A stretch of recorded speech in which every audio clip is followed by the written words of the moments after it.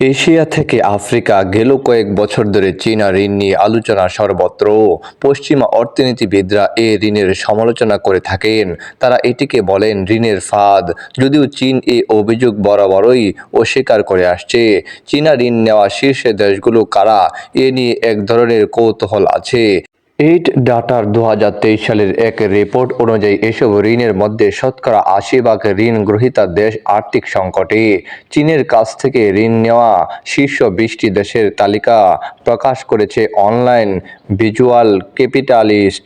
Yahoo ফাইন্যান্সের মাধ্যমে বিশ্ব ব্যাংকের 2022 সালের পরিসংখ্যান অনুসারে এসব দেশের তালিকায় আছে Pakistan $26.6 billion, Angola $21 billion, Sri Lanka $8.9 billion, Ethiopia $6.8 billion, Kenya $6.7 billion, Bangladesh $6.1 billion, Zambia $6.1 billion, Laos $5.3 billion, মিশর $5.2 billion, Nigeria $4.3 billion, Ecuador $4.1 billion, Cambodia $4 billion, Ivory Coast $3.9 billion, Belarus $3.9 billion, Cameroon $3.8 billion, Brazil $3.4 billion, Congo প্রজাতন্ত্র $3.4 বিলিয়ন, দক্ষিণ Africa $3.4 billion, Mongolia $3 billion ও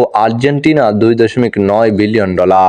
এই data থেকে দেখা যাচ্ছে পাকিস্তান এবং Angola চীনের কাছ থেকে সবচেয়ে বেশি অঙ্কের ঋণ নিয়েছে।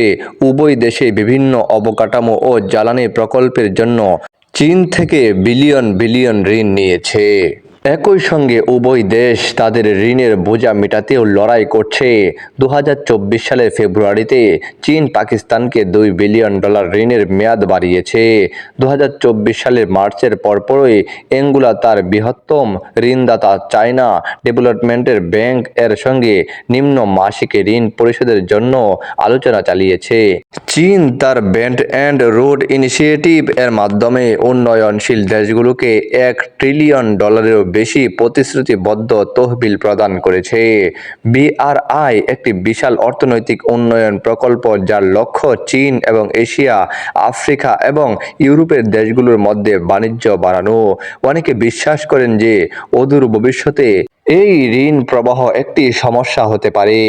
আইডি ডাটা এর 2023 সালের একটি প্রতিবেদন অনুসারে এই ঋণগুলোর 80% দেশগুলোকে আর্থিক সংকটে ফেলতে পারে। দেশগুলো তাদের ঋণ পরিশোধ করতে সক্ষম হবে কিনা তা নিয়েও উদ্বেগ রয়েছে। সততা মিডিয়া 11, নিরপেক্ষ খবর নিয়ে আপনার পাশে আপনি থাকুন। সততা মিডিয়া 11 সাবস্ক্রাইব করে